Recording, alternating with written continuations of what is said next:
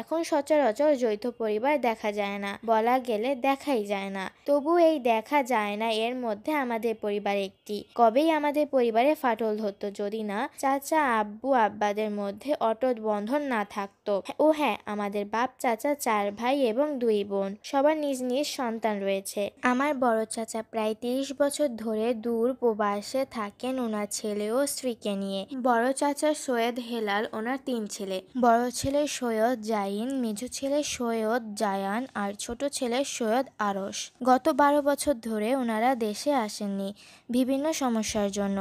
কবে আসবেন তাও জানি না। তারপরও এখনো পরিবার সামলাচ্ছে বড় চাচা। বড় চাচাকে আমার বিশেষ পছন্দ না।